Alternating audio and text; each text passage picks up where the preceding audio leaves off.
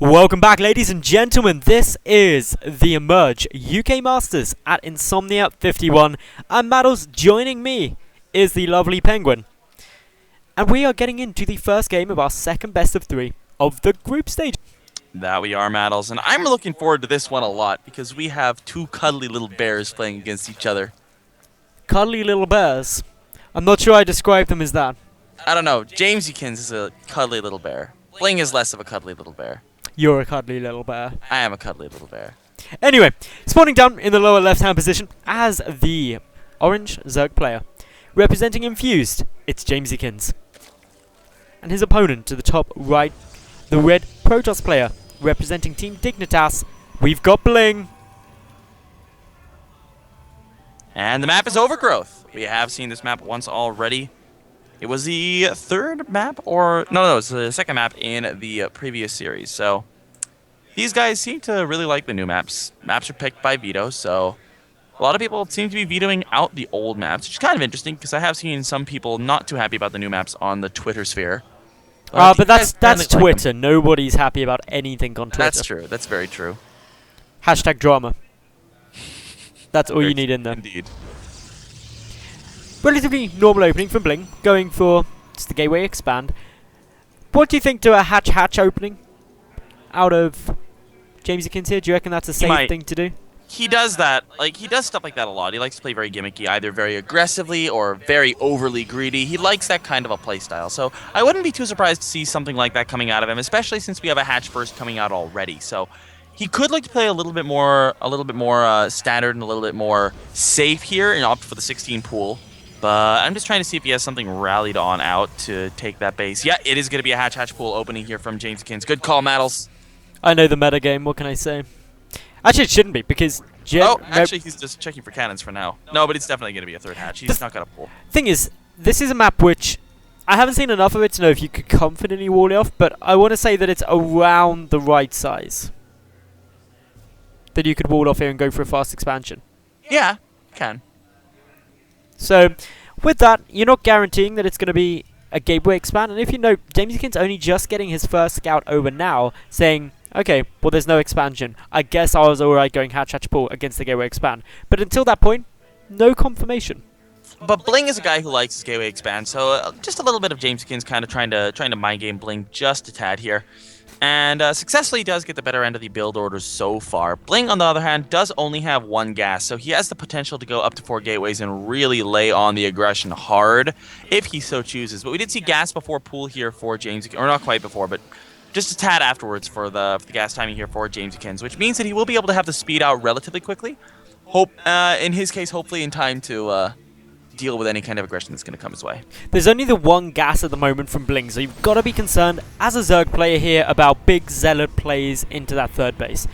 In we go now, Bling. He's going to note that it's a hatch first, immediately pulls the probe over to check the third. And seeing this, I wouldn't be at all surprised to see 3, maybe 4 more gateways added in and just a lot of Zealots produced to try and harass this. Because if your opponent's been going, or has gone for a hatch pool build, they are going to be vulnerable to a lot of Zealots because they've only got Lings really to defend with. And good call once again, Maddles. We do have the 4-gate pressure coming out of Bling, and this is something that we will see as an attempted counter to 3H4 pool, but it's not a build order counter by any means because Jamesykins has so much production now that he can really just ramp up the Ling production, and if he finds the pylon, thus far there's no pylon just yet, but the probe is still alive. He won't be able to find that. He will run into the Zealot movement across the map with the Mothership Core, so he knows he's going to be facing just a little bit of pressure at the very least. So 8 Lings immediately starting. That is a close pylon, though.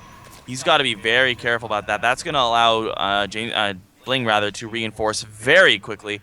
No idea for Jamesykins. It's not so much the reinforcements, and I know that sounds crazy, but it's the fact that the first wave of Zealots are going to be able to protect that pylon. Because the way you stop this as a Zerg player is take out the pylon, and then you can deal with a small number of Zealots. But if you've got 8 Zealots knocking at your door, you need an exceptionally high number of Lings to stop that.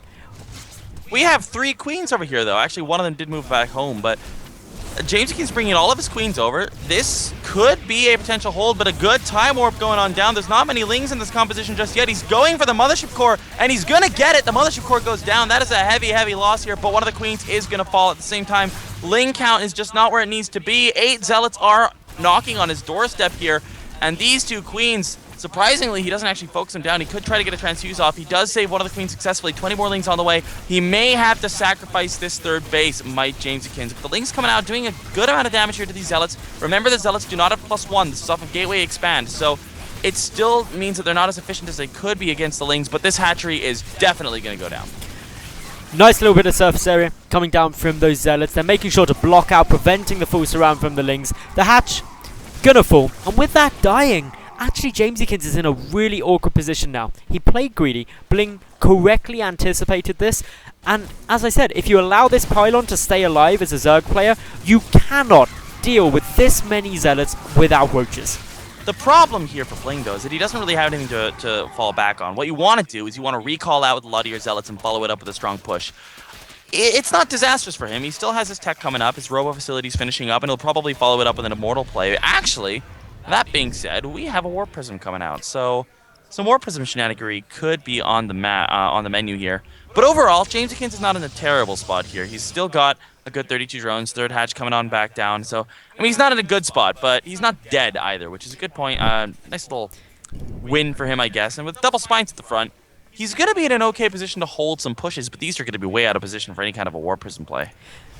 Sentry drops are really frustrating to deal with. Yeah. It's exactly what we're going to have. There's no vision for Jamesykins, no Overlords ready to intercept that. Critically, this Watchtower not being held. bling, though, going for the robotics play off the back of this. That's kind of weird. I guess a 2-base Colossus play is what he wants to go for, or an incredibly late expansion play. That could also be on the menu, but first of all, we're going to have to see just how much this Sentry drop can do. We still do have just the 4 gateways behind it, so he's not going to warp in like 10 Zealots or anything, but he can still warp in quite a heavy amount of units here, and Jamesykins doesn't know this is coming until just now. The Lings are not in position. There's only 10 of them on the map anyway, and now here we go. 7 roaches on the way, though, and a lot of them are from the main, so he should be able to hold this off without taking too much damage. This Overlord taking quite a lot of fire, won't get transfused on out. The drones being pulled here. Just running them around is a nice idea, but I don't like him engaging the Zealots. He will actually pick up one of the sentries, though, and with a surround on the Zealots, the roaches coming out, this should be held. And the roaches really are the critical key in order to make sure that this doesn't flat up lose you the game. Getting those roaches out and having them in the main, very important. bling loses a sentry and also a Zealot, but what did he do for that? Not as much as he would have wanted. He's only killed 4 workers this game, so while he did get the hatch earlier, this follow-up aggression really didn't achieve much. They're tied in their resources lost exactly. And I'd say this is becoming a very interesting game. It's a very weird game, to say the least. We have only 1 upgrade started by both players combined thus far, and it's going to be the +1 ground attacks from bling, which is about 50 seconds through. No evolution chamber started for Jamesykins yet, so he's going to fall behind there. He's been opting to cut pretty much everything for drones, and the lair tech also very, very late for him. Adding on a couple more gases here. Looks like he may actually try to go up to Mutalisks, but he's still not on 6 gases. He still has an empty one in his main, so I'm very interested to see what Jamesykins' decision is to try to actually get the most out of the position that he's in. We have Blink on the way for bling, though, and a Thermal Lance about halfway done, too. Mothership, Warp Prism on its way back. The Mothership core has been remade. It's nearly banked up all of its energy as well, so that's 2 Time Warps or a Time Warp and a Mass Recall available. Photon Overcharge is also going to be incredibly important should Jamesykins decide to go for some pressure. My concern for Jamesykins, though, Penguin, is he's on only Roach Tech, so I'm really glad to see that the Hydroden and Infestation Pit have now been started. Okay, so this is looking more and more like a Roach Hydra Viper timing, rather than like, sometimes you'll see people go into Swarm Hosts behind Roach Hydra, but then you don't get the Infestation Pit that quickly. When you go Hydroden Infestation Pit around the same time, it generally means that they're leaning towards an earlier Hive, and I love that decision, because Roach Hydra Viper is not super upgrade reliant. You don't need to have 2-2 or like really, really solid upgrades to make it work. All you need is really good control, a good concave, some really good Viper connects with the abducts, and then you're in a pretty okay spot. So I like this decision from Jamesykins, but for now, he's still on the back foot. He's going to have to deal with this drop coming into his main as well, and there's not really much there to deal with it. He is going to try to pull his army back, but this could do a little bit of damage. This one, Zealot, it's racking up a couple of worker kills now. It's got about 3. Gonna have to retreat out. One of the Zealots actually goes down on the Queen, trying to get some more damage too. Macro hatchery seen, but the Hive timing has been spotted, as well as the fact the Hydra Den is on its way out. So there's a lot of good information, but big Zealot push coming in to the lower right-hand base. Yeah, the 4th base location here is going to fall. Jamesykins, with a bit of an unfortunate lack of units over there, will lose that hatchery, and that's a little sad for him. It's not the end of the world here once again, but he's getting to the point where he's falling further and further behind. He's taking these unfavorable trades here that are just slowly but surely landing him at a pretty significant deficit. So Templar Archives coming on in for bling as well. He's basically getting the Templar, like, he's in a position where he has the macro to just do kind of whatever he wants at this point. Apologies for the tannoy going off. Didn't realize that was going to be coming through into the casting rooms, but hopefully you can still hear us over that. Yeah, a little bit annoying, but we'll try to cast over it for now. And Roach is coming on out here for Jamesykins. He's going to be getting the core defensive part of his army. But the problem that I was going to start focusing on for a second is that the Templar Archives means that the Templar are going to be here already. It's not going to be the Viper timing pre-Templar. He's going to have the Templar there to feed back. And it's going to be really, really difficult for Jamesykins to actually execute this push as he would want to. And the thing about going Vipers is it becomes the battle of the spellcasters more than anything. If the feedbacks go down on the Vipers, the Protoss player almost definitely wins. However, if the Vipers get the Abducts down on the Colossi, the Zerg player is in an amazing position. Yeah. The Colossi are really the huge damage dealers there before Storm is done. But honestly, oh, this is actually a big warping we have in the main here by bling as well. And he's already up to 8 Zealots there. The Roaches should be able to clean this up, but this is going to take a pretty significant amount of Roaches to actually finish that off. And overall, we have a decent amount of damage done. Oh, well, there's a couple of Roaches attacking the spawning pool. You'd better notice. Okay, there we go. And overall, good defense here by Jamesykins. But what I was going to say is that, like, the Colossi are generally the big damage dealers that you're going to want to take out with that kind of a push. But the problem is Storm is going to be done. He's going to have so many damage-dealing units that the Roach Hydra Viper composition just isn't really going to be what Jamesykins needs to make this work. Coming through the center, though, Jamesykins on his way. Having held the Watchtower, bling is able to identify that this is coming and just retreats back. This gets him into a more favorable position to engage. 6 Colossi as well as Storms. Like, I don't... This is going to need miraculous micro out of Jamesykins to somehow make this happen. I would almost prefer that he went for Blinding Clouds instead of Abducts, because there's just so many Colossi. There's 2 Vipers. There's not enough Abducts, and again, bling goes for a massive Zealot warp in to Jamesykins' main base. This is a Protoss player who wants to maintain control and stay in control, and he's doing it.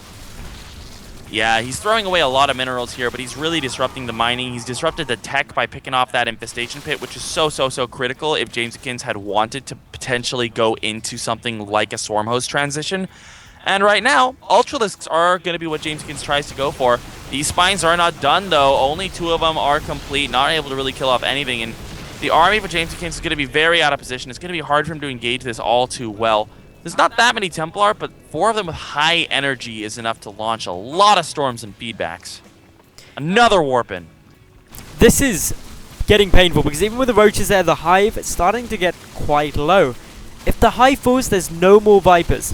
Luckily, the Infestation Pit getting remade, but down goes that Hive, and as such, there's no more Viper production. Sure, Ultralisks can still come out because the Ultra Cavern has already completed, but still, no more Vipers when there's only 2 there. You've got a tough time against this many Colossi. Yeah, and with the really nice hallucinations as well, it's going to be really difficult for Jamesykins to know what to do. The feedbacks on the Vipers as well.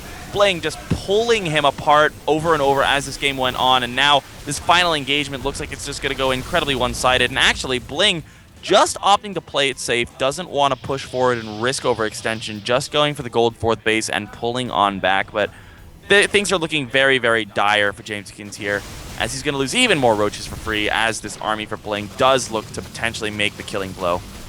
Bling has got a sizable bank as well, 1,200 minerals and gas sitting there. He's able to resupply whatever he wants. He can continue on with this pressure. I'm quite surprised that Bling hasn't opted to get a Dark Shrine down and just go for a little bit of DT harassment. There's not much detection. One Overseer here, but it's not really needed. A nice attempt at a flank from behind, but those storms, magnificent. Bling's Colossi doing the rest of the work. He takes out the 3rd base, and there's very little a Zerg player can do in this situation. 2 bases up against 4. Yeah, bling hasn't really been maxed for all too much time, but his army is just worth so much. It's just so efficient, and that's going to basically be the end here. We have a drone pull against 6 Colossi. That's never what you want to see. GG's called. bling takes the first game in this second best of 3 of the day. Jamesykins going to have to pull back from a deficit if he wants to keep his hopes of winning the group alive.